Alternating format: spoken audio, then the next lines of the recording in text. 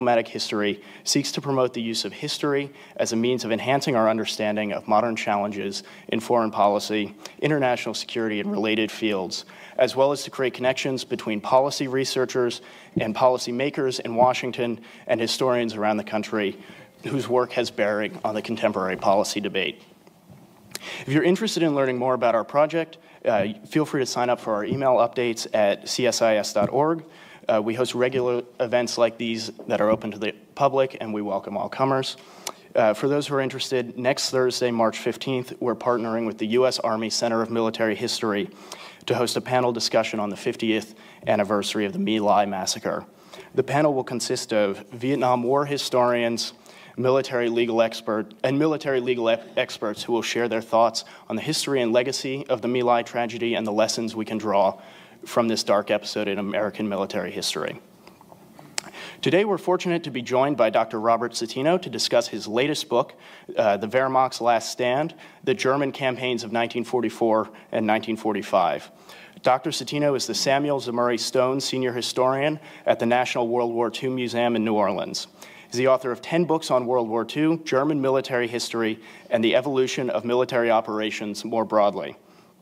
Wehrmacht's Last Stand is his third book covering the campaigns of the German army during World War II, following two other critically acclaimed works which covered the Wehrmacht's operations in 1942 and 1943. Prior to joining the World War II Museum, Dr. Citino has held academic posts at a number of educational institutions across the country, including the U.S. Military Academy at West Point and the U.S. Army War College. Please welcome Dr. Robert Citino.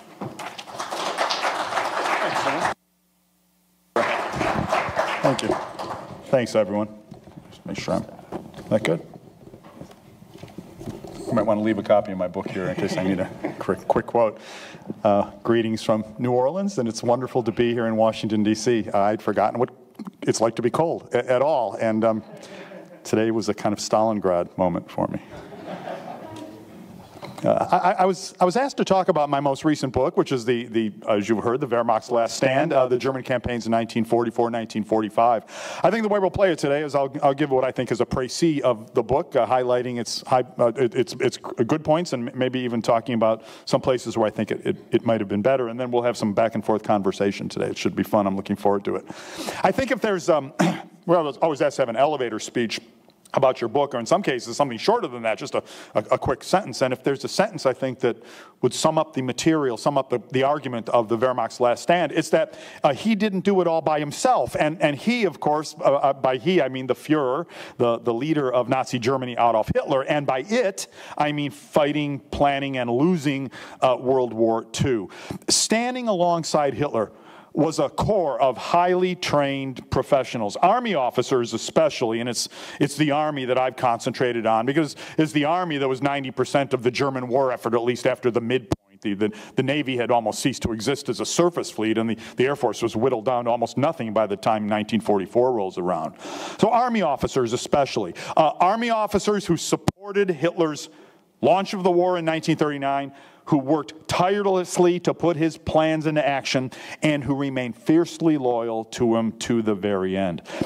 And then, when the war was over, turned around and wrote memoirs denying that they had done any of these things. And that is, in essence, what I've talked about in the course of this book. You know, when you're writing a book, your publisher will often say, what's the arc? And this was a tough one, if you think about it, because the Germans are getting beaten very badly in 1944, and that's the beginning of the book, and then they're getting beaten very, very badly for the next 600 pages, and then they're blown into smithereens on the last page. And so there, you know, there's not that kind of arc. Like, there's not a turning point of the war that's being discussed here. But what is happening is that the situation is becoming more dire literally by the week, and yet the officer corps and virtually all of the manpower of the Army remains loyal to the cause to the very, very end. And that's what I sought to explain in the course of this book. And that, to me, was an interesting historical problematic. That does require some explanation, because it's bad in 1944, but it's worse in the middle of 1944, and it's worse still by the end of the year. And what is keeping those soldiers, but especially those officers, loyal to the cause? So that is, if you're wondering what the Wehrmacht's Last Stand is about, how this could possibly be different from the other million books written on World War II, that's it, particularly written on the German army. It's written almost exclusively from German language sources as well. And that would give it a certain je ne sais quoi, to mix my languages, that perhaps other books on the topic do not have. So it's a sad fact to me, but when the generals wrote those memoirs after the war, when they said those things, we tended to believe them. They were men of breeding and wealth and taste and from fine families.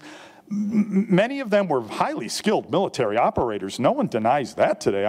The names Rommel and Guderian and Manstein. These are highly skilled military operators. They may even have deserved the often overused title of genius, which we throw around for any general who can walk and chew gum at the same time becomes known as a genius to military historians. We're a very credulous and supportive bunch, but I think in this case we might actually make the case. So, they wrote things that denied, that pled their ignorance of the horrific crimes that Germany had committed. The Wehrmacht, they said, had fought a good war, a clean war. They had clean hands in 1945, and they blamed the mass murders and the other atrocities on the thugs in the Nazi Party, especially the sort of parallel military force of the Waffen-SS.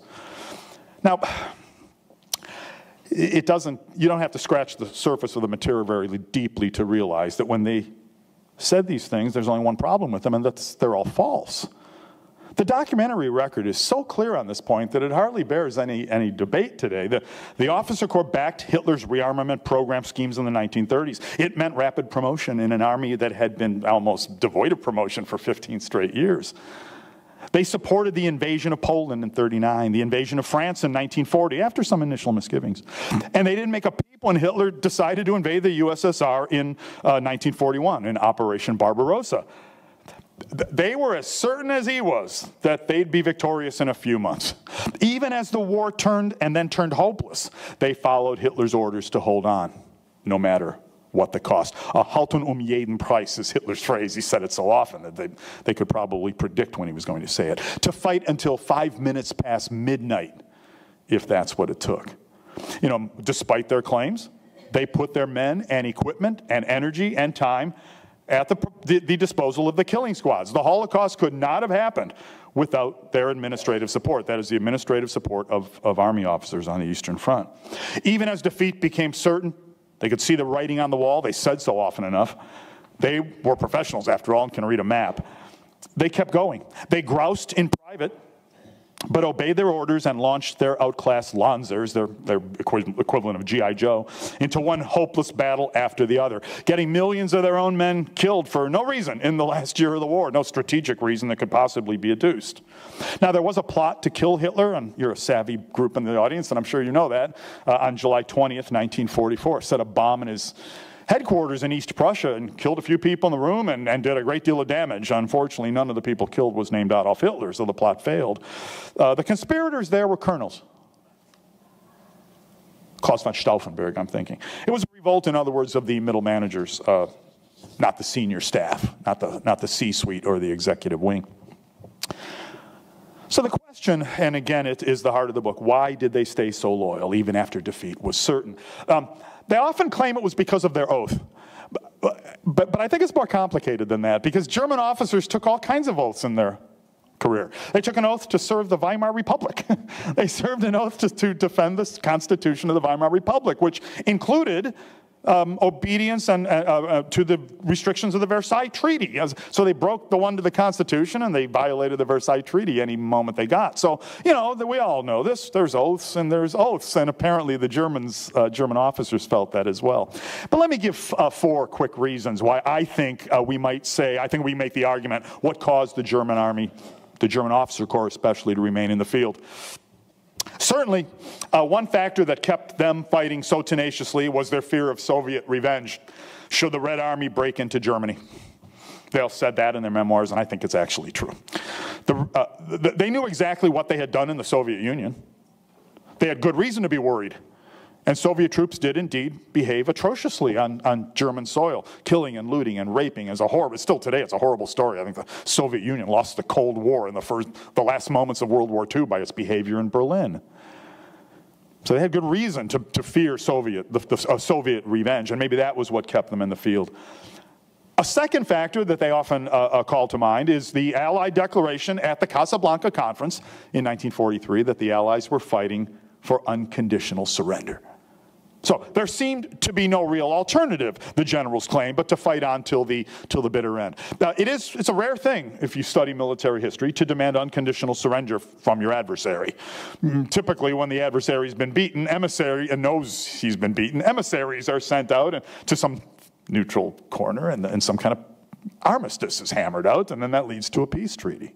So the Germans claim that. I mean, we could argue it, but at least we'll leave it hanging out there and say it's plausible. It's a prima facie case you can make for unconditional surrender. But here's something they didn't say in their memoirs that we know all too well today. Hitler was bribing them all to the hilt, providing them with what were called in German Dotationen. The translation into English is a word we don't use. It's an archaicism. Dotations, an old Prussian word for an award from the king. That is, you've done service to the monarch, and then the monarch, in his gratitude to you, pays you some kind of reward. Now, in the German context of 1944-45, these were immense cash payments deposited directly into generals' bank accounts every month the war went on. There were bonuses for special events. For example, 250,000 Reichsmarks for your 50th or 60th birthday. It's very tough to exactly what does that mean in today's money and today's purchasing power, but let's estimate $2 to $3 million.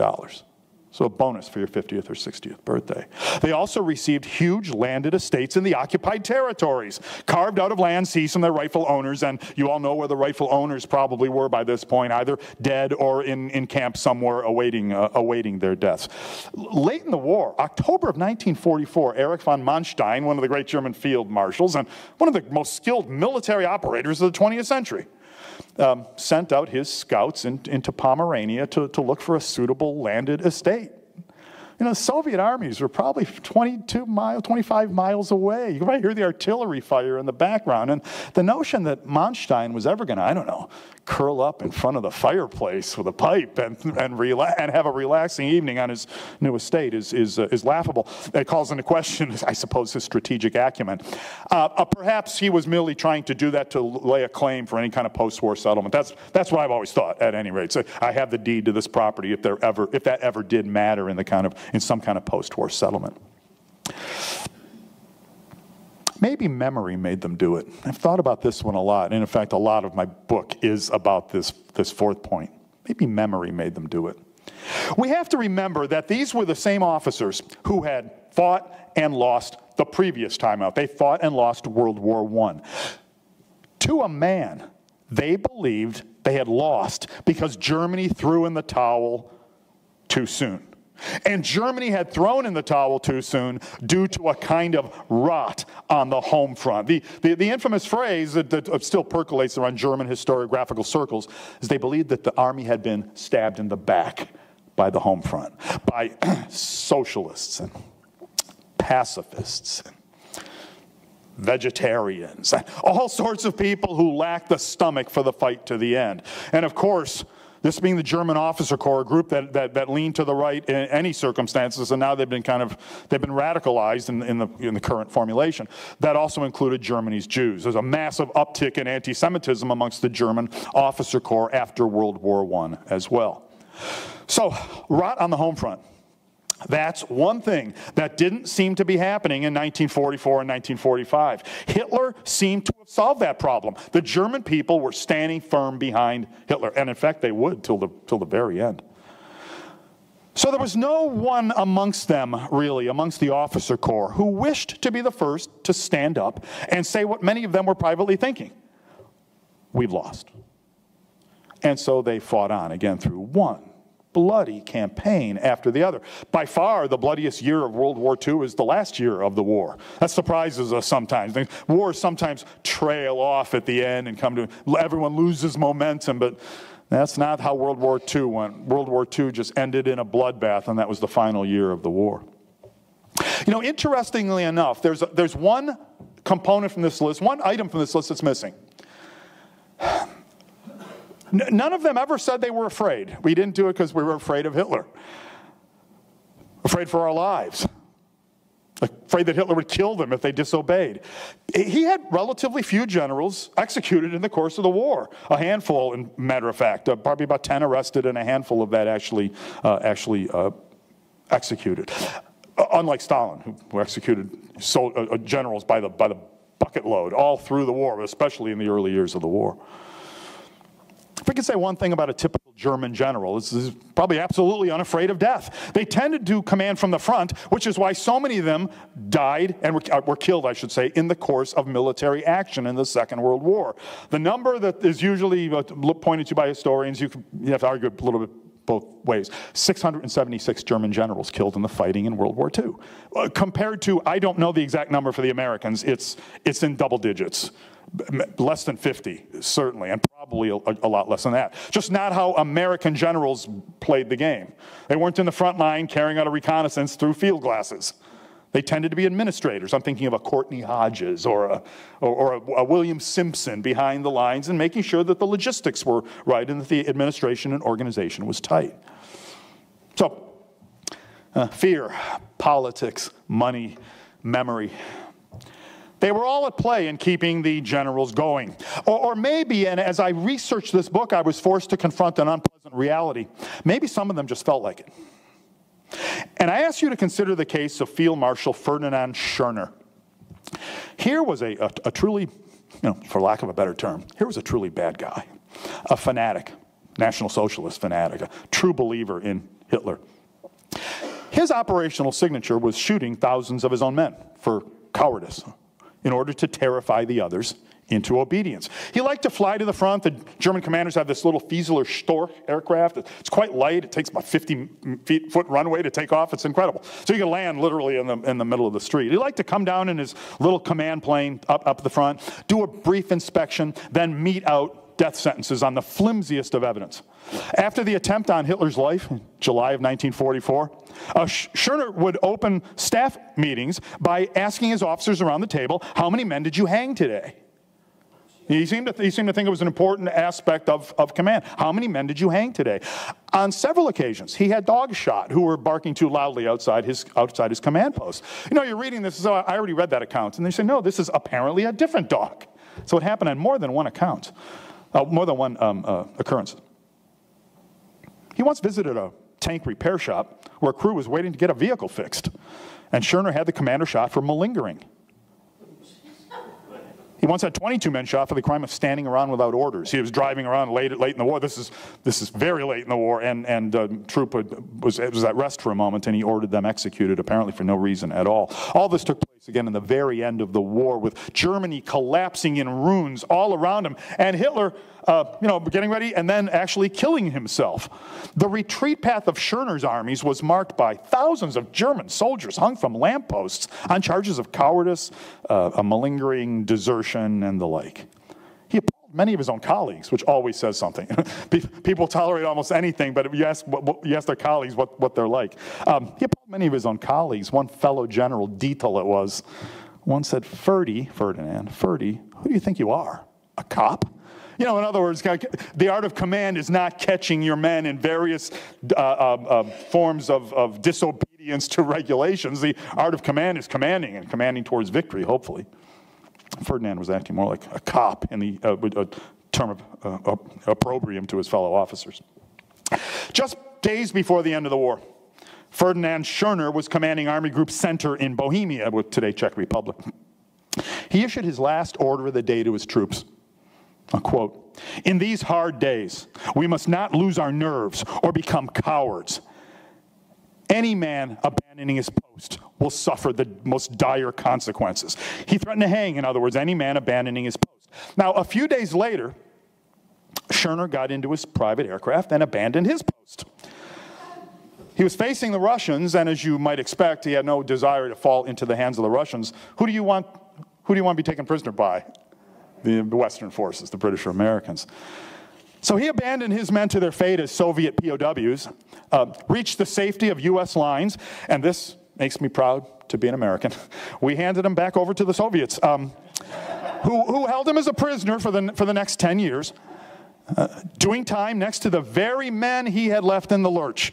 And he often had to be protected by Soviet guards from his own men while in prison. He was freed in late 1954. He returned to West Germany, what was West Germany now, to angry outbursts from many of his former soldiers and their families. He went on trial there, too, and he spent 4 more years in prison. When he got out in 1959, I want to say, because I think the trial was 55, I have a letter. He was in Munich at the time. He's a Bavarian by birth. So he was in Munich at the time, and I have a letter that he wrote to the Bavarian transport asking why he had not been granted the free train pass that was his due as a returning veteran. And I never saw the answer, but there's a couple ways we could answer that question.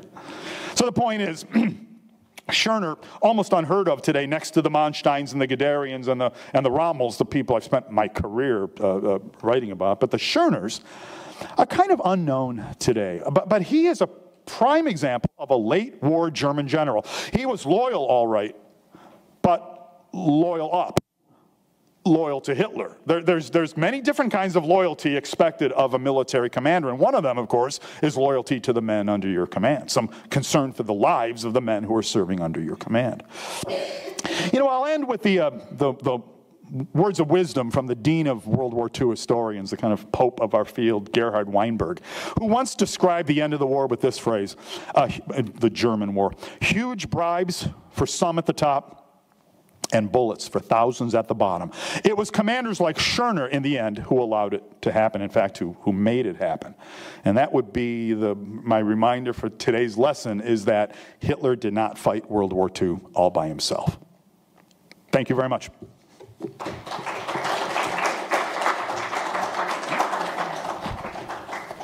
Very beautiful, thank you. So I wanted to start out, and you talk about these generals who are getting up to the end of the war and can kind of see the writing on the wall that this is not going to end well for them. But they're still fighting for this variety of reasons, and in some cases, like you mentioned, possibly planning for after the war, staking out claim to property and whatnot. How did they see their situation after the war inevitably ended, given the propensity of the Soviets to exact revenge on them, their experience in World War I, and the settlement that I'm sure they thought would get repeated, in whatever form? How did they see themselves after the Nazi government inevitably falls? Good question. So there's a German historian by the name of Sönke Neitzel who's written a really good book that has been translated into English as Tapping Hitler's Generals.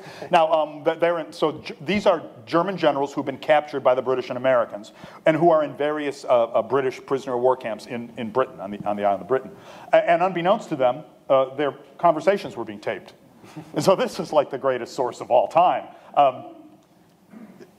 No one is really willing to stand up and say, well, that wasn't a very ethical thing to do. Remember, gentlemen don't read each other's mail, as was thought in World War II. Well, evidently, after the bloodletting of World War II, you did read each other's mail. And we have very frank discussions amongst the German generals. And some then are still defending Hitler. A large number of them are still defending Hitler. And some are saying, this war was a mess from the start. And very often there's a great deal of tension within this once solid cohort of German officers, and arguing about minor details of the war, about the logistics at the Kasserine Pass, and whether or not the Panzers should have gone for Dnepropetrovsk in 1941. I mean, it's grist for the mill of an operational military historian such as myself. But one of the generals they're sitting around discussing their post-war prospects, and one famous quote that comes out of this, one of the infantry commanders on the Eastern Front said, before this war we were colonels and generals, and after this war we're going to be shoeshine boys and bellhops.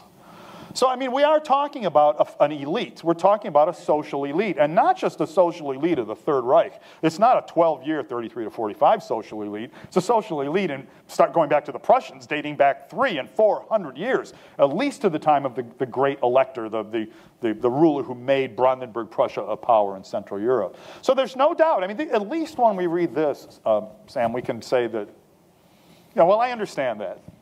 You've been at the pinnacle, and now you're going to be scuffling for your daily bread. We can understand that. I think the vast majority of them in wartime knew that it would be a very good idea to surrender to the West. Mm-hmm. Now, unfortunately, 80% of them were in the East. 80% of the army was in the East. And so the Soviets captured hundreds and hundreds and hundreds of prisoners, and of the officer corps, higher-ranking officers and generals. And that's been published now, too. Interrogations of Schörner was held by the reason we know about Schörner, he was held by the Soviets for 10 straight years. And so we have chapter and verse of Schörner's interrogation, his testimony before various Soviet tribunals, what they'd been thinking during the war, why they followed Hitler. Schörner was, if you admire this sort of thing, Schörner remained hardcore under Soviet interrogation. He didn't appear to have been tortured in the classic Beria, NKVD, 1938 style, but of course neither was he particularly well treated in captivity. But he said repeatedly that the war was a preventive one to forestall a Soviet attack, and no matter how many times his interrogators said that's not true, you can't possibly believe that, you had no evidence. He stuck to the story. So there's I think they were looking at their diminution in importance in Prussian society, and they were going to be down on the social scale. They were also going to be in a country they knew that would be divided, and that would be that at least the eastern half would be under communist domination. So for all those reasons, I think another sensible reason, you say, why did the German officers keep fighting, is that they're fighting the Soviet Union. They were not looking forward to a Soviet occupation of the homeland. Now, of course, they had started that mess in the first place by invading the Soviet Union, and they might be wanting to think about that, but you act in haste, and of course you have leisure time to repent. Sure. They all thought that was going to be a 6-week campaign. Just the French campaign had been so simple. There was no army that could possibly stand up to the Wehrmacht in 1941. The first campaign bore that out for a few months, didn't it? 4 million casualties, 3 million Soviet prisoners in those opening battles. So I think once again, there's an amalgam of emotions and motives going through their minds. I'm trying to unpack and untangle them a bit. All right.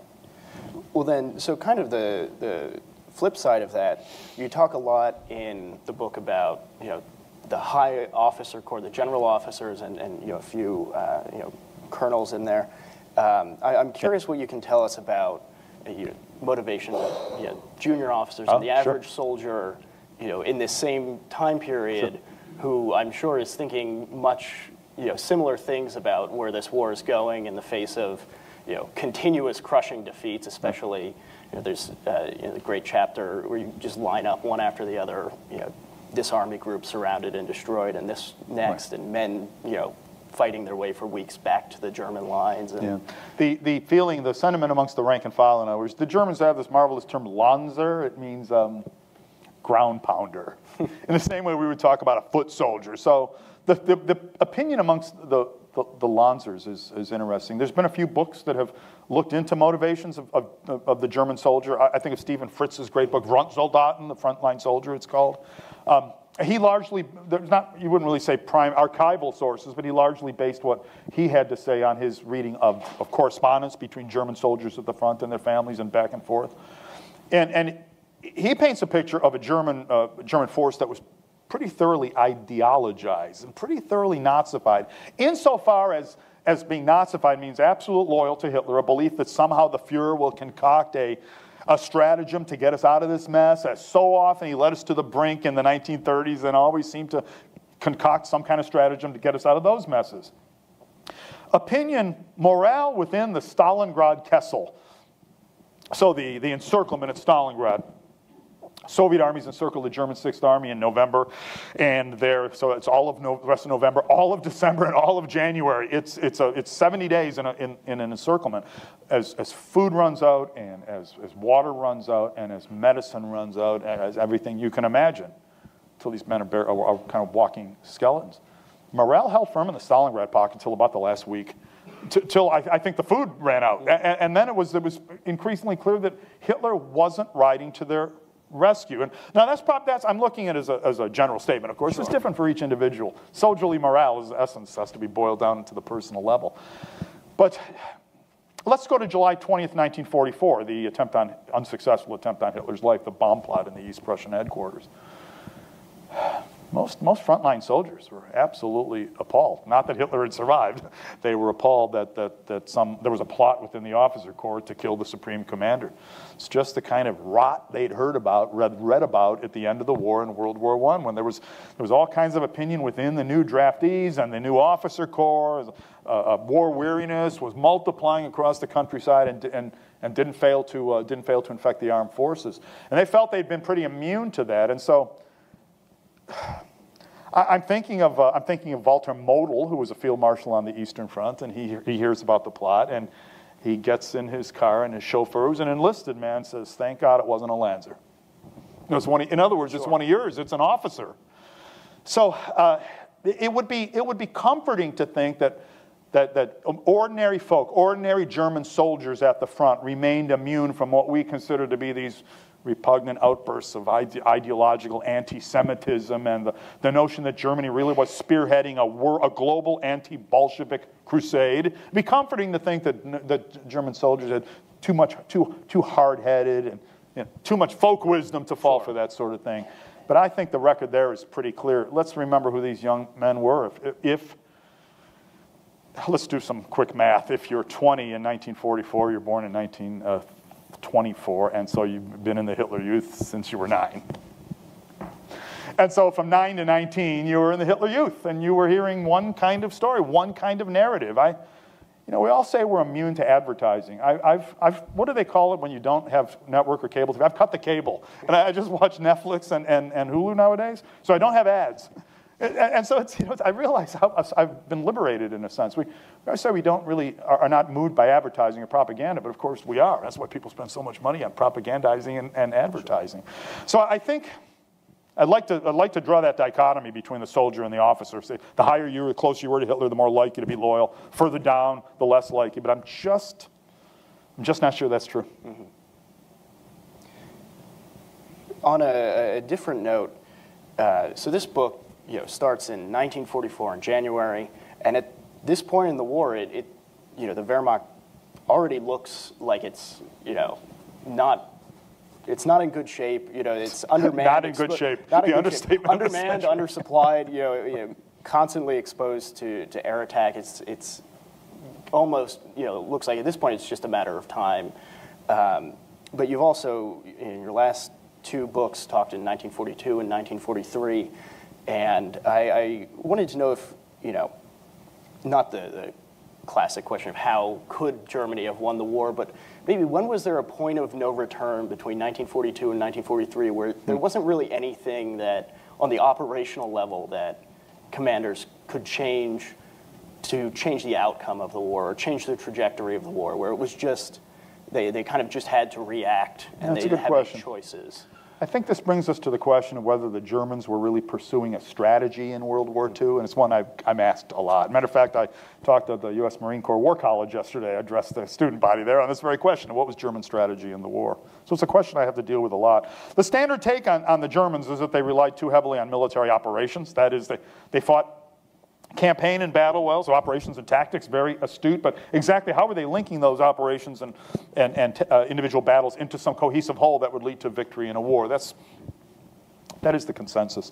I trace the growth of that outlook of an operations-heavy war all the way back to the Prussians, and Prussia was a fairly small kingdom, hemmed in by enemies and potential enemies, and those mighty France in the west and mighty Russia in the east and mighty Austria in the south, and at least in the period of the 17th century, mighty Sweden in the north. No one worries about the Swedes very much anymore. People worried about them a great deal at the time. And so they evolved this kind of war that said we can't really win a long war of attrition. We can never outproduce or outman our enemies. What we can do is outthink them on the battlefield and outfight them in terms of aggression in tactical encounters. And so they evolved this method of war called the war of movement, Bewegungskrieg.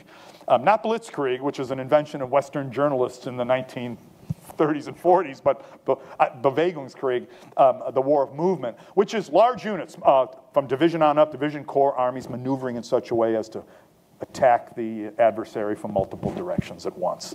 They call that a Kesselschlacht, a cauldron battle or a battle of encirclement. And that really was their art of war. About things like, long-term industrial production, well, we'll work that out as we go. If things go well, we won't really need long-term industrial production. We'll have won the war in the opening weeks. Things like intelligence and counterintelligence and the logistics and production, the kinds of things that the Western powers are so good at in World War II, just never really been on the front burner. If you were a very skilled German officer, you went into the maneuver arms. Certainly didn't go into the signal corps or logistics, as often happened in the United States Army, for example. So that's an inadequate way of war, and that's why you can say, well, that's why the Germans went 0 for 2. And the only 2 at-bats that counted in the 20th century, the Germans went 0 for 2. But if you look at the opening years of World War II, any sensible person would say, well, maybe that was a pretty good gamble. The Germans opened the war, of course, with a strike into Poland and overran the Polish army in a matter of 18 days of fighting. There'd be another week plus to overrun the capital. Hitler then wanted to immediately turn on the French. You may know this. Within days of the Polish campaign, he ordered his officers to draw plans for the invasion of the West. They dragged their feet a bit, but they got on board. They did what they were told. A little passive aggressiveness. They didn't really come up with the most exciting plan, but Hitler accepted it as the operational plan. It had to be canceled because of weather in October. It had to be canceled again. It had to be canceled again in December. In January, a German Luftwaffe staff officer was flying around and got forced down over Belgium by bad weather, and he was holding the whole operational plan. So they had to come up with a new plan. It was a very daring one for an armored drive through the Ardennes forest. Zickelschnitt, the Germans called it, the cut of the scythe. That was the golden moment for military operations in the 20th century, which smashed the French army and drove the British army off the continent in a humiliating retreat that could only be carried out by abandoning all of your equipment. And it made a great movie. I enjoyed the film recently, but we always have to remember that Churchill even said, you don't win wars by successful evacuations. And let us remember that he should know what he's talking about. The British entered Norway to face the Germans there, got beaten badly and had to evacuate. The continent had to evacuate at Dunkirk. They went to Greece to fight the Germans and oppose the Germans in Greece, got beaten badly and had to evacuate. They evacuated to Crete, where they got hit by an all-airborne operation by the German paratroopers. They had to evacuate again. So, it got to the point where BEF didn't stand for British Expeditionary Force, but back every Friday. The comedians in London were saying that at the time. So, and then the opening campaign into the Soviet Union, which was as successful again as any military campaign has ever been the first 2 or 3 months, still boggled the mind in terms of distance, speed, numbers of prisoners, and absolute operational superiority. The encirclement in front of Kiev, 750,000 Soviet prisoners of war. It's still today a mind-boggling figure. So it's an inadequate strategy, but boy, it come pretty close. And by the end of it, German patrols were 15 miles away from the Kremlin in December of 1941. They'd run out of gas and steam, and they clearly hit their culmination point, as Clausewitz would call it, the moment when you cannot go any further. But it's hard for me to see what the Germans might have done any better in those first 2 years of the war. Now, Soviets managed to hit them with a counterattack in December 1941 of 17 fresh armies that they had been assembling in secret or shipping in from Siberia via the single-track Trans-Siberian Railroad. And the Germans were not just held in front of Moscow or driven back. They were blown away with extremely heavy casualties, and it looked for a time like the army was about to dissolve altogether. I would say, I don't really go for a turning point in World War II, but that was, to me, the most important battle of World War II, in which the Germans, who had suffered almost no casualties up till this point in the war, I'm exaggerating for a fact, that they had taken 2 million prisoners in the West and suffered a little over 100,000 casualties. So I'm exaggerating, but they suffered very light casualties. Now suddenly suffered 1 million. And if you started the Germans out at the beginning of the war and said, there's going to be a battle in which you'll lose 1 million men, they would say, well, we better not even fight this war, because that means something has gone badly wrong in our traditional way of war, of winning victories early in the campaign. And so your question, I'm sorry for circling back by that long detour, but was there anything operational the Germans could have done? In 42 they tried, and that was to launch one big operation in the Eastern Front. The United States was not yet in the war. Well, had declared war. The Germans had declared war. It was in the war, but it was not yet in Europe and wouldn't be for some time. So they tried an offensive in the east. Now they no longer could do an offensive in the entire Eastern Front. They chose the southern portion of it, heading toward the Caucasus. Possession of Caucasus oil, the oil fields of Baku, for example, even today are important, and the possession of the oil fields of the Caucasus would allow Germany to wage war indefinitely, so theoretically. But notice the Germans could no longer run a full-size campaign from Baltic Sea to Black Sea. They lacked the troops and tanks for that. But you know, they lacked the troops and the tanks even for what they tried to do. First Panzer Army went into the 1942 offensive towards Stalingrad and the Caucasus at about 30% of its allotted strength in tanks. In one of the OKW planners, the High Command of the Wehrmacht, wrote a memorandum saying that we have to face it, some degree of demotorization is going to be necessary in this campaign. The troops in the field, the Germans had 4 field armies, and there was an Italian field army, 2 Romanian field armies, and an Italian field army. The Italians, Hungarians, and 2 Romanians. I mean, they were the ones really increasingly bearing the burden. All of them moved a bit too slowly to seal the deal, either taking Stalingrad or blasting their way through the Caucasus. They got to Maikop, one of the oil cities. The Soviets had demolished it pretty badly. They moved a bit too slowly for all the reasons I just mentioned, and were unable to seal that campaign off. And again, that one ended in disaster. True disaster, not just blowing an army away and having it reform, but actually encircling one, 220,000 men at the outset of that campaign. I'm talking about the 6th Army at Stalingrad. So the answer to your question is no. I don't think they're... And in 1943, the Germans will launch one last offensive, and now they can only muster 2 armies. And that was against Kursk. So you see in 41, big theater-wide offensive, 42, half-size offensive, 43, pint-size offensive. And that offensive went nowhere. Didn't even break through the frontline Soviet tactical defenses. So I don't think, and that's the whole point of the book. That's why I laughed earlier, you know, it's kind of a tough character arc. It's not like when the Soviets attack in Belarus in 1944, you're going to say to yourself, I bet the Germans are going to hold them off. You know, if you've been reading the previous 20 pages, you know that's not going to happen.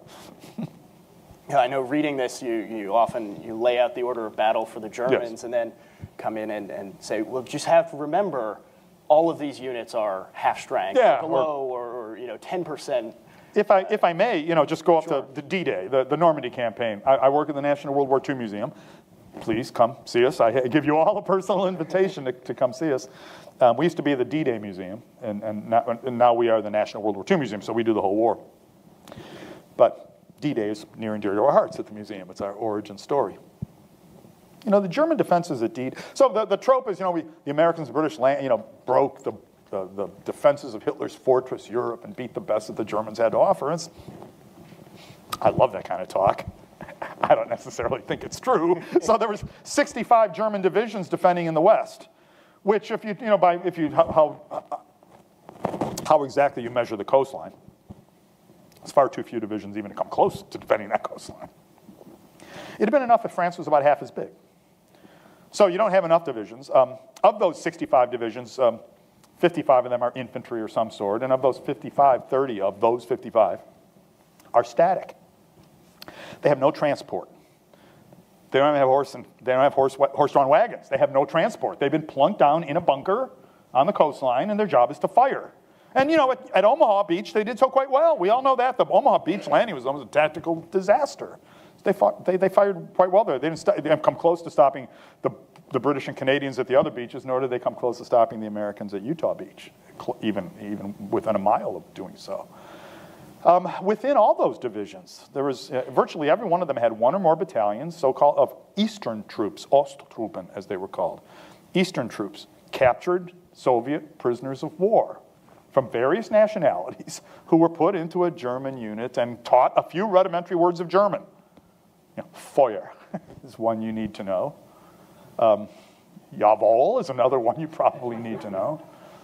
And they fought, about as well as you could expect them to fight. That is to say, not all that well. Why would anyone expect them to fight? So that's the German defenses in Normandy. If you're keeping track of my numbers, there's 10 still unaccounted for, and those are panzer divisions.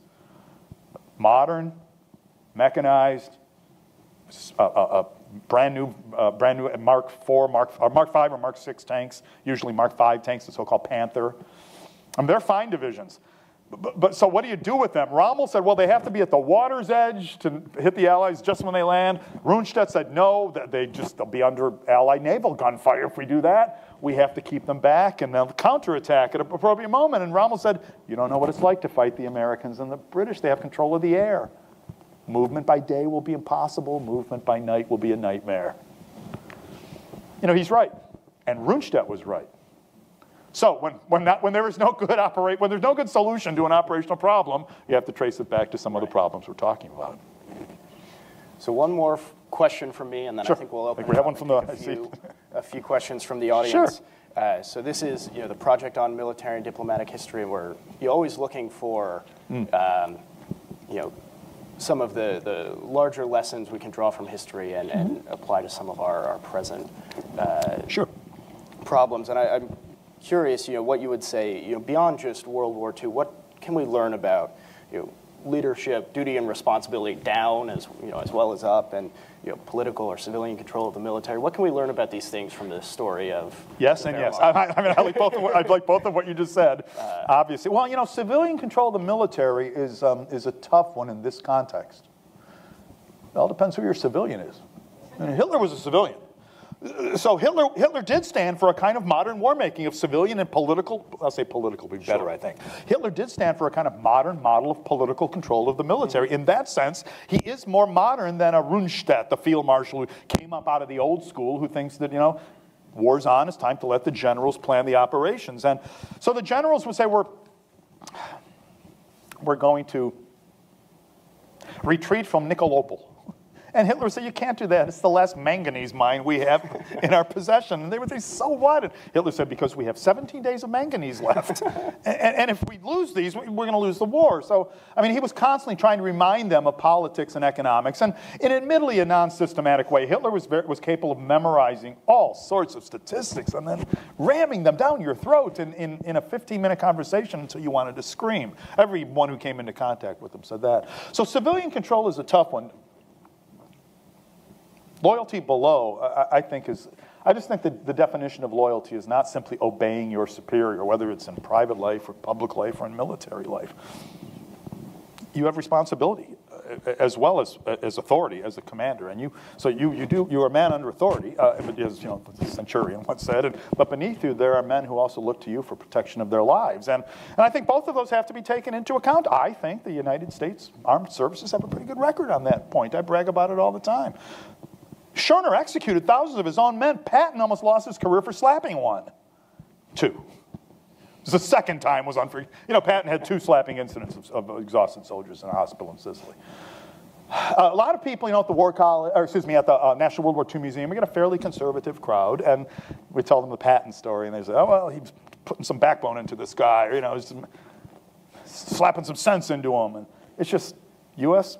officers don't lay hands on their personnel. It's just not the way we roll in the United States, and it makes me proud to be an American. So I think that's something that we constantly need to keep in mind. I think if there's a broader lesson of this book for the present, though, when I think of the officer corps, we talk about them fighting World War II.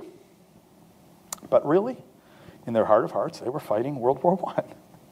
I think it was the most important psychological touchstone to them, that they were on their guard for any signs of a repeated stab in the back or a new sign of a stab in the back, as they believed had led to defeat in World War I. So I think of the Chinese officer corps today, and I think of the educated Chinese I know, and I move in circles that enable me to know a number. And the amount of time we spend talking about the Opium Wars is sometimes really shocking to me. Because Opium Wars mean very little to most Americans. That's why it's shocking to me. I'm a historian. I know why they're important. But, humiliation at the hands of the West. And if there's one thing, for example, China today is determined to avoid, it's another form of humiliation at the hands of the West. At least it strikes me. I'm not an expert on Chinese affairs. But there is a Chinese officer corps out there, and I bet they have certain core beliefs that it would be interesting to penetrate and get to know something about. And for that reason, a broader point I would make is, the knowledge of foreign languages. Absolutely essential. Sure. I'm able, I think, to get a little better handle on this officer corps for one reason is I've taken some time to learn German. I can read German real well.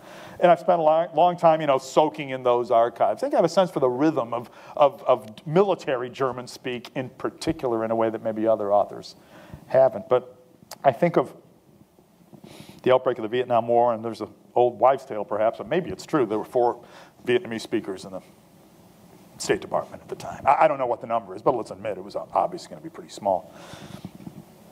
So I think that the importance of military culture, if I want to study a foreign military, I'd like to know more about their culture, about the way they speak to one another. I like to read their professional literature, which we often think is kind of dry, but I've been reading German professional military literature for a lifetime.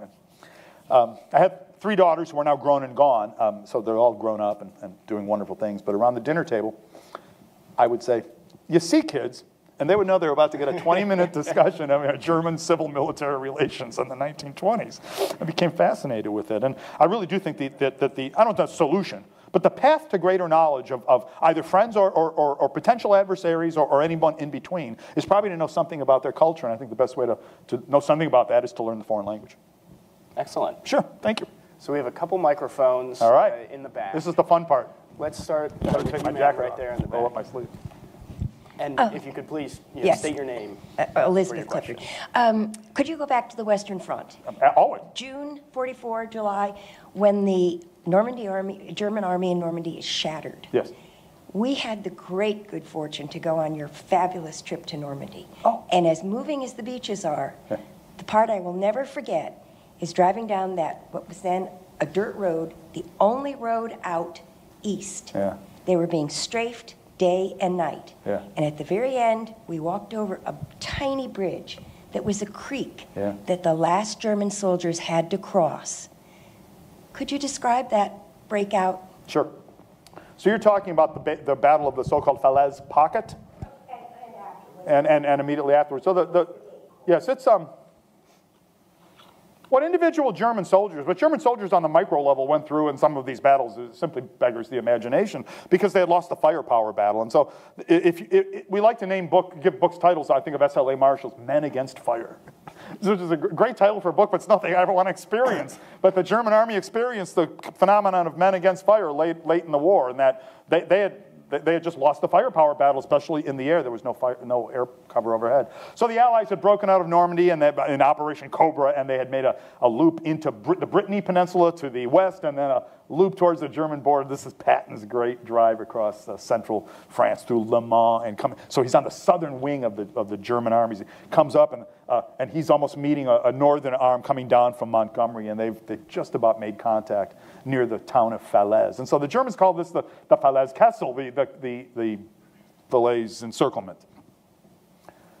And you're talking about maybe 3 miles by 5 miles wide and 150,000 German troops trapped there. And every inch of it is being raked by Allied fire, whether aerial bombing or short-range mortars, long-range artillery, heavy machine guns, tanks being used as just simply indirect fire. I mean, they're not maneuvering, they're simply being used as extra artillery. And there's really nowhere to go. And the Germans try desperately to find what cover they can find during the day, and then, which is often, their own equipment or sometimes the bodies of their own comrades, and then try to make their way east. That is towards the last little bridge still open. And it's a scene of carnage. There's maybe 5 times in the 20th century that anything like this has happened. It's a scene of absolute carnage. The wreckage of 5 or 10 German divisions, 4 of whom were armored or mechanized, so that means vehicles, all kind of piling towards this one little road, and then tanks or trucks breaking down and being thrown off the road or thrown off the bridge so that the soldiers can get by. Every inch of it, again, is still, as the Allies realize what is happening, they lay on the firepower against this crossing site. And, the Falaise Pocket is usually described in Allied histories as a failure, because a lot of Germans escaped from it. The Allies were kind of slow in closing the final gate to that pocket. Either Patton didn't move rapidly enough or Montgomery didn't move rapidly enough. All depends who you're talking to. Patton or Montgomery. They each have their own ideas. But a lot of German commanders escaped. So, most of the divisional staffs and the corps staffs escaped from the Falaise pocket. And that's important because they're going to be allowed to reform. They'll reform the armies along the German border. We'll have to fight another campaign to get into Germany. But if you were there, the Falaise pocket, if you were 90% of the people, 95% of the people who were at the Falaise pocket, those who were there know that they lived through an absolute Armageddon. And, Paul Carrel is the sort of popular German historian of World War II. He wrote by Paul Carrel, but his real name is Karl Paul Schmidt, and he was official of Ribbentrop's Foreign Office, and a thoroughly disreputable character. But he entitled his chapter on Falaise, "The Hölle von Falaise," the hell of Falaise, the Armageddon of Falaise. And I've walked that ground many times, and it's haunted. There's too many people died in that little spot. There's a few places like that if you travel around, World War II battle sites, but that is definitely one of them. One of the others for me would be Stalingrad. If you ever travel to Stalingrad, it's quite something to see. In the back, sir.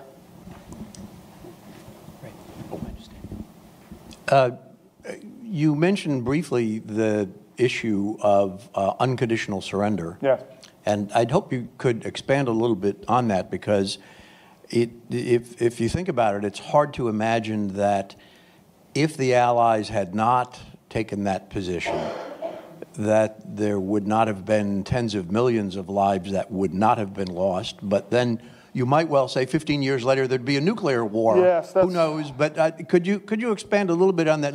And maybe a way to do it is to say, what would have happened had the Allies not demanded unconditional surrender? And I know it's not the subject of today's discussion. You might also make a side comment about the war in the Pacific, yes, where the same conditions applied. Sure. Yes, I said in the talk, well, let's leave that one hanging, because you could argue it both ways. All German officers in their memoirs did say it was something that kept them in the field. No self-respecting military or self-respecting state could ever submit to unconditional surrender. Sounds like the end of your national existence. In the course of the war, we have a number of diaries from Germans of high stations and low stations and everyone in between that are increasingly coming to light and being published. And at least there we see on more than a few occasions, unconditional surrender was welcomed. It was an announcement that there would be no post-war Hitler. That Hitler had no role to play in any kind of post-war settlement. So, for example, if you were a resistance type engaged in some kind of resistance, whether inside Germany or in one of the occupied territories, unconditional surrender was music to your ears. You're risking your life for that possibility, just for that future. That's exactly why you're risking your life at the moment. So there is that. It's entirely possible, so to take your counterfactual, so no unconditional surrender, it's entirely possible for me to imagine German generals doing exactly what they had done in the course of the battles described in this book, even in the absence of unconditional surrender. Because for all the other reasons I talked about, the bribes and the memories of World War I and the fear of Soviet retribution when they came, if and when the Soviet armies broke into Germany. There was a very, how to describe it? There was a large number of German officers, mainly those captured at Stalingrad by the Soviets, but later at other battles as well, who took part, formed a committee called Free Germany, and then the League of German Officers, who actively propagandized their comrades to surrender, made broadcasts, leaflet drops. By and large, they had no real impact. Stalin thought they might have some impact, and he gave them put some real resources behind them. And the real test case was this encirclement at Korsun in early 1944, the so-called Korsun Pocket, when Seydlitz, one of the commanders, captured Stalingrad. Leaflets bearing his name were dropped into the pocket saying, "You're all going to be killed. The Germans were surrounded there. It's going to be Stalingrad all over again. You'll be treated well, blah, blah, blah." It had no impact at all, apparently. And then Stalin, as the Soviet armies got closer and closer to Germany, I think he said, "I don't need this." And they sort of became common prisoners. But there have been a surprising number of them. Many went on to careers in the East German military after the communist half of Germany, communist sector of Germany after the war. And so, unconditional surrender was, there was apparent solidarity on the German home front, but that's not to say there was real solidarity. Many people were biding their time and safely keeping their opinions to themselves. And unconditional surrender was not was not a horrifying thought to all of them. It meant that there would be no Hitler in the post-war, and Germany perhaps could re-enter the family of nations as it had once, been a proud member. So it's a difficult question, and it can be argued a lot of different ways. The Japanese example is fascinating because the Casablanca Declaration applied to the Japanese as well, unconditional surrender. And the Japanese knew that. Truman sent the Japanese a notification. We have this extremely powerful, made a declaration of Potsdam. We have an extremely powerful bomb, and we're going to drop it on you, and you accept unconditional surrender. And a bomb was dropped on Hiroshima, and the Japanese fought on. They barely acknowledged the bomb being dropped on Hiroshima, and dropped a second bomb on Nagasaki. And the Japanese commanders, the service chiefs, if you will, the Big Six, they met in session and on whether to continue the war, and they split 3-3. So that meant there were 3 Japanese service chiefs who said, yeah, bring it on, more atom bombs. But it might be a better way of looking at that to say that they arranged the split deliberately beforehand so that the emperor would be forced to show his hand. The emperor would be forced to intervene. As you know, the emperor did intervene and said it's time to stop the war, and the war was stopped. Remember, the Japanese had the one objection to unconditional surrender was they want to keep the emperor. Which is, this is fascinating. We said, no, it's unconditional. We dropped 2 atomic bombs, and they finally agreed to surrender, and we let them keep the emperor. So in a sense, if that was the last condition that they held as an incontrovertible demand, it was met. Of course, it was granted, so that you can, if face is saved on both sides, the emperor remains. The Americans say, well, we granted it. It wasn't really a condition. You put yourself into our hands. But the end of the war in the Pacific was a much messier end of the war than the end of the war in Europe, with just troops fighting their way into the enemy capital. Let's see, right there, ma'am. We have a microphone right behind you. Yeah, my question is on Nazi gold in Switzerland, and I was reading Pack of Thieves, and basically it had to do with the requisition of goods and everything, and that was then created the Nazi gold.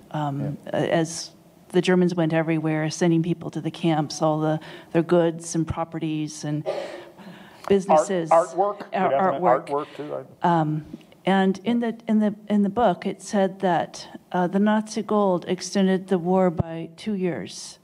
So there was a lot of tens of billions of dollars of Nazi gold, and of course, Bletchley Park says their efforts ended the war. They prevented the war from extending 2 more years. So could you please explain? If there was that much Nazi gold, that means that these soldiers who were fighting and eventually were going to surrender, they were able to have access to this gold at some point in their lives once they got out of their imprisonment. How much? It's a good question. The Nazi occupation economy was a looting economy. It was a smash and grab economics. It wasn't conquering territories to further develop them and turn them into blooming landscapes of economic prosperity. It was to loot them. Any estimates about what anything did to shorten the war is nothing more than an estimate, and it's usually because the author has a pet project, like Nazi gold or Bletchley Park, or air power, which is said to have shortened the war by 6 months in the eyes of some current, recent authoritative studies I've seen on it. So you have to understand when we come for that, whenever you say how long it extended the war. But certainly, German looting of foreign economies and foreign individuals under, incarcerated unfairly or hauled off to concentration or death camps, German looting definitely extended the war. It added gold and added resources to the German treasury that wouldn't otherwise have been there. Much of it remains unfound, though, to this day, which means it had been squirreled away by individuals, which means it had been kind of, so first you loot, then you embezzle. It had been looted from its owners, but now clearly some dishonest forces within the German state, government, military were embezzling it, that is, squirreling it away for their own private use. I don't know what the final disposition of the Polish gold train was. The most recent gold train that was alleged to have been found. Apparently excavations are being carried on. There's been some seismic data that indicates there's some heavy metals buried under the earth, but we won't know the size of that until it's brought forth. So it's incontrovertible that the Holocaust, in some way, just writ large, added to German prosperity in the late 1930s. It was a lot of confiscated wealth in the same sort of way that the early Soviet Union, the Bolsheviks, extorted all sorts of wealth and seized all sorts of wealth from the former ruling classes, as they were styled. They were liquidated, and then they were liquidated, and their wealth was in the hands of the state. And there's no doubt that the Bolsheviks were able to finance portions of the Civil War against the whites, for example, from looting. It's not a long-term path to success. My caveat is it's not a long-term path to success. Once you've looted and the wealth is gone, then you're kind of back where you started. And you're perhaps looking for new people from whom to loot or new territories to conquer. You're right here in the front, sir. You finally got your call. Make it good, man. Well, hopefully. Eric Gomez from the Cato Institute. Hey. I am wondering about North Korea in the current context. And one of the major questions that sort of come up in discussions of should the U.S. attack or not is the fighting willpower of the North Korean military. Yes. And would it, if Kim Jong-un were to be killed or if he were to be disarmed of his nuclear weapons in a overly optimistic first strike, would then the conventional forces just say, okay, we give up because they're underfed or what have you? So in your experience studying the German military losing in this, I know it's not a perfect case, but are there any sort of general things we should be looking for in peacetime to get clues as to how the KPA might function were a new Korean war to start? I read my historical colleague, someone I've never met, but who I read a lot, Bruce Cummings, who talks a lot about the North Korean state and North Korean military. And it's a state that was built really on the grounds of anti-Japanese resistance, and it's a state that was built of guerrilla fighters. What we often style in the Korean War is the collapse of the North Korean military after Incheon, when the United Nations forces were hurtling over the parallel and toward the Yalu.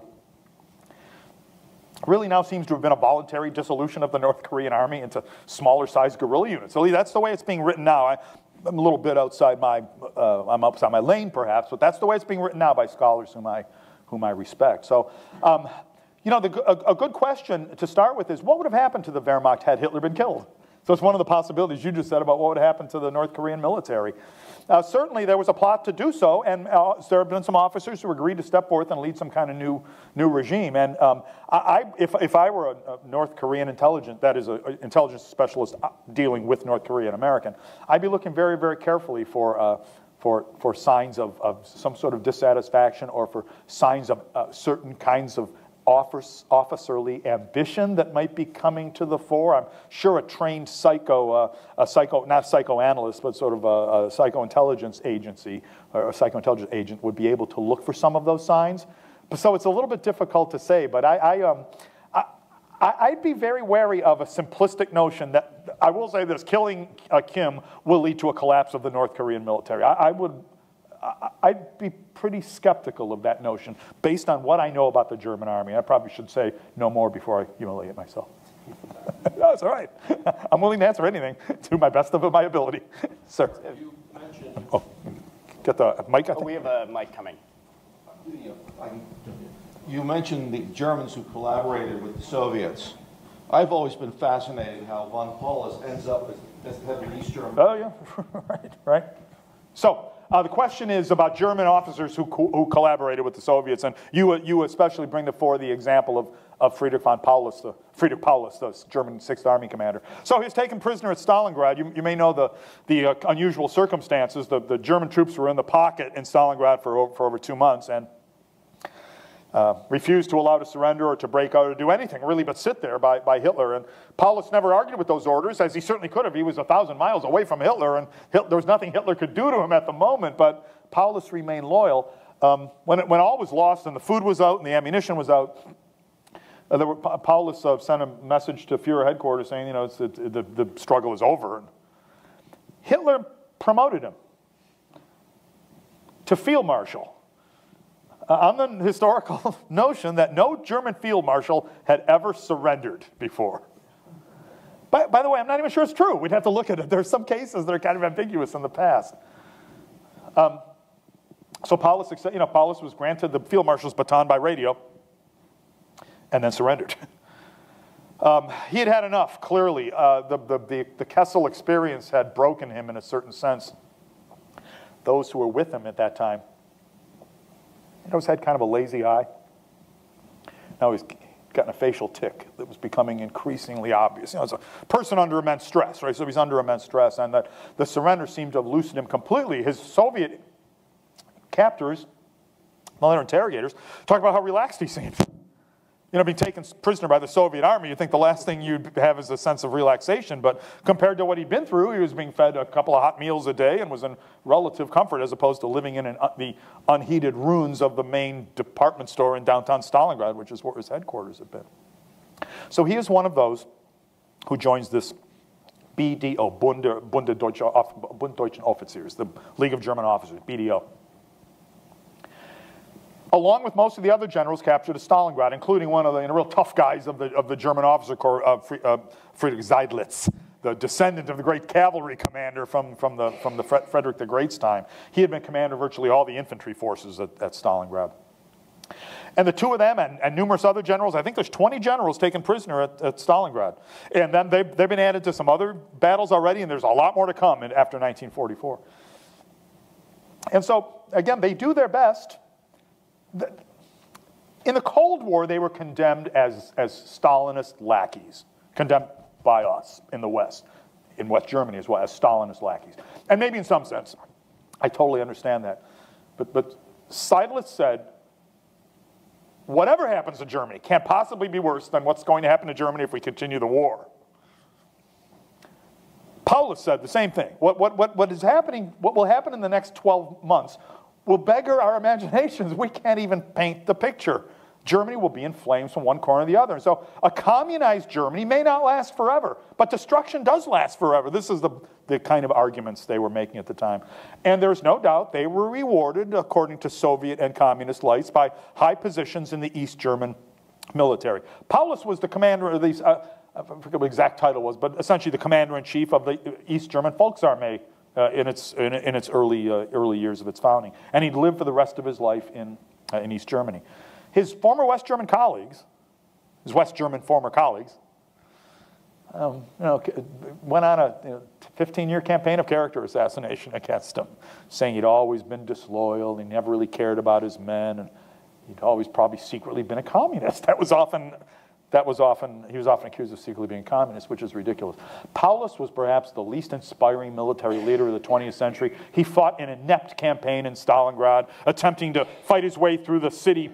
Stalingrad's like a rectangle, sits along the Volga, long, but not very deep. So he kind of fought his way from the bottom of Stalingrad to the top of Stalingrad the long way. It's almost as silly as fighting your way up the Italian peninsula from the south to the north. Oh, sorry, I didn't say that.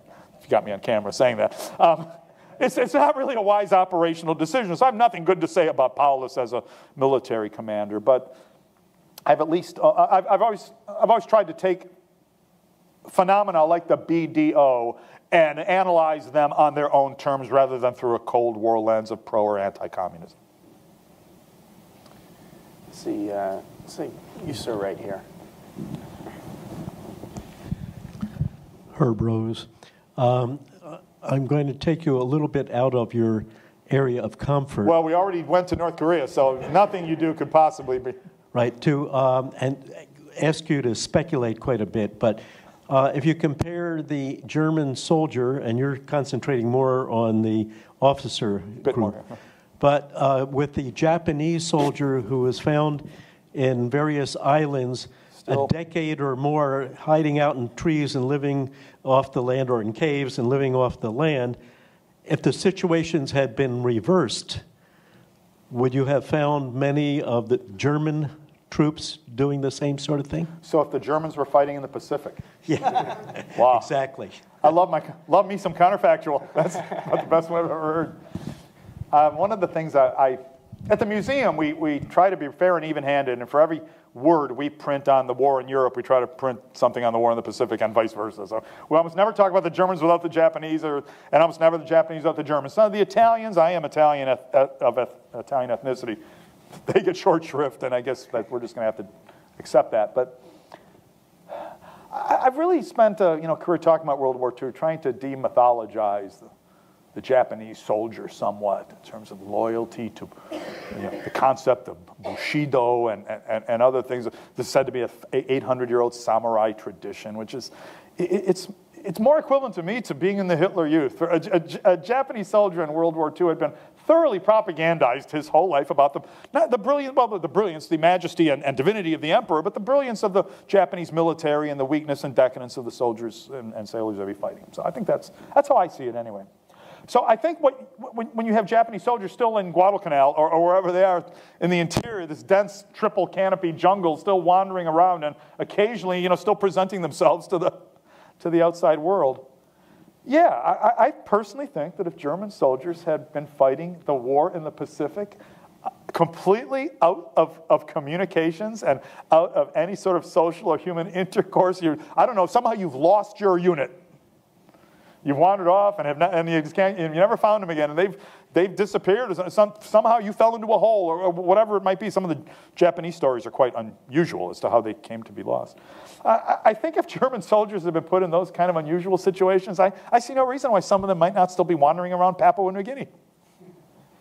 I mean, to me, it's a question without a firm answer, of course, and you're free to differ on that point. I think every nation does evolve a kind of way of war. I've written a book called The German Way of War, and Russell Weigley famously wrote a book called The American Way of War, about how different cultures, military cultures, evolve different ways of looking at the battlefield and understanding what they're doing. So certainly there are differences between the German and Japanese way of war. I think the Japanese knew they could not compete on the level of technology, and so they felt themselves or saw themselves as forced to rely more on the human factor, to inculcate a sense of human superiority, which is extremely deadly under modern conditions, and the Japanese proved that repeatedly in the course of the war. I'm thinking of all-out, we call them banzai charges, but essentially all-out shock charges by infantry against well-defended American positions. By and large, the Germans didn't do that. Germans were always looking for a weak spot in a flank.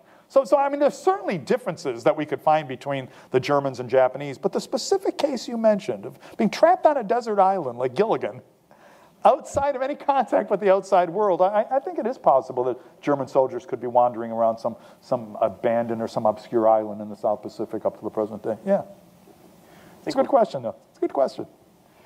I think we have time for one or two more. Well, right. Yeah, I am staying across the street, so as you know, I mean, I can always come back anytime. Have you, sir, in the back? Thank you. This was really interesting.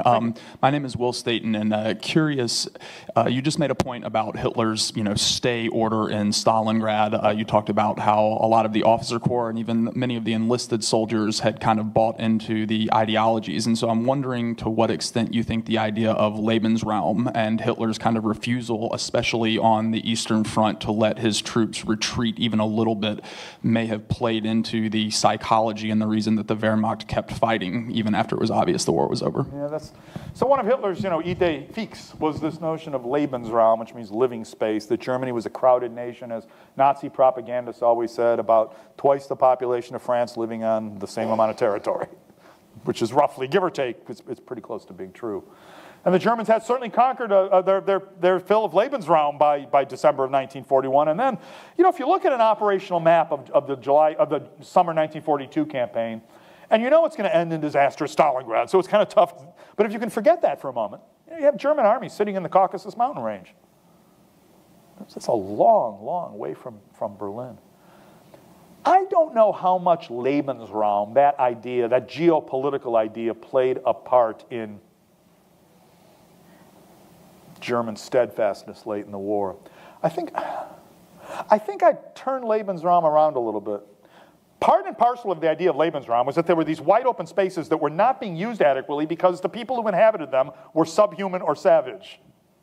So I think that Lebensraum has to be linked to that question of racism, of inferior races who are occupying these vast territories which they're not doing anything with, so to say, in the way that we Germans, we Aryan races, the smarter, more organically thinking, clear-thinking races what could we do with this territory? I mean, I think that's really the essence of Lebensraum. And once again, I have to say that those racist or racialist ideas are definitely part and parcel of the German Army's worldview, especially the armies fighting in the East. There's a certain amount of, decadent Westerner types of that sort of thought fighting against the Americans. But it was hard to think they were too decadent given the level of technology they had brought to the fight. German soldiers mentioned constantly the disgusting nature of these little hovels that that Russian families live in, in the forests around Moscow. There's a hole in the ground for a toilet, and the place stinks like cabbage, and on and on and on and on and on and on. So, I mean, I think that notion that late in the war, you could say, well, they're getting beaten badly by the Russians, Soviets. How could they possibly think they were fighting an inferior race? Well, the notion of a small band being overwhelmed by hordes of inferior barbarians is hardly foreign to the Western worldview, probably hardly foreign to anybody's worldview. Any civilized people always fear the barbarians living on the frontier. It's one of our bedrock Western civilization myths of the 300 Spartans against Xerxes. So I think that probably does play Lebensraum, but as I phrased it, racialized Lebensraum probably does have something to do with the German steadfastness in the field, both at the officer level and at the level of the Lanzer. Yeah. Let's take maybe one more from you right here in the front, sir. We have a... Jude Sander, I just had a question about German logistics at the end. Like, how was their supply trains? I just don't understand how they maintained the supplies. They had such a diversity of equipment, too. Yeah. They had, like Panthers and all types of different, right? They just had so many types of equipment. Their logistics trail would just been very difficult, I think. And the other thing is, like... It's a good question, okay. Yeah, and the second question is just the payments to the generals. Yeah. Did they keep that after the war? I'm just curious how the reconstruction of the banks after that. Good, two good questions. Logistics, of course, proved to be the German Achilles heel. German logistics were essentially rail-bound, so the Germans had the finest rail network anywhere in the world, the densest rail network anywhere in the world. It proved remarkably difficult to bomb it into to destroy it, because there was always, you bombed a line, there was always an alternate line. German engineers very skilled at rerouting and repairing very, very quickly.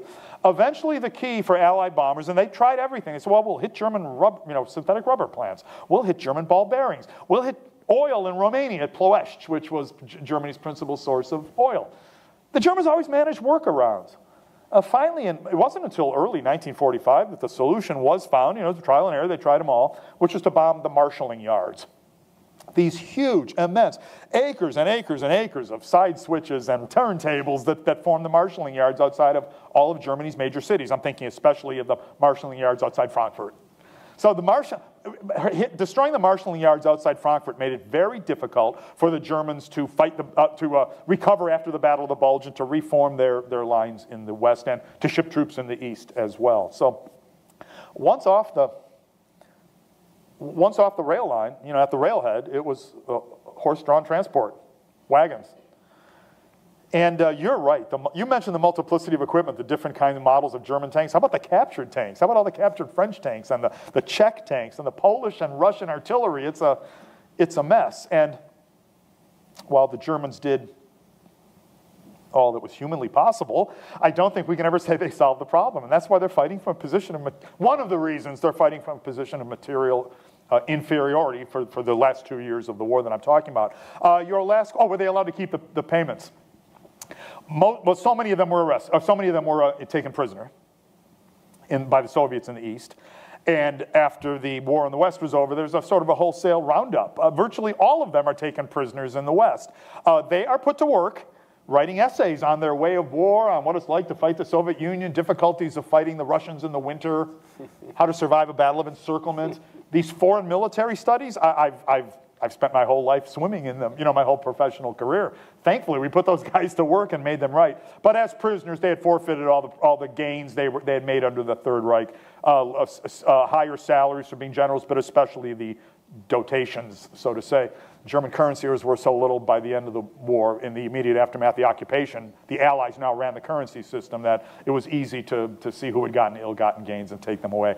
Now, I don't know if any of them ever smuggled any of that stuff outside of the country, and let's assume some of them did, and so maybe some of them were able to benefit from some of those payments. They're the classic example of ill-gotten gains. I mean, they really are. Norm Goda, a real fine historian, has written a good article on this subject called Black Marks.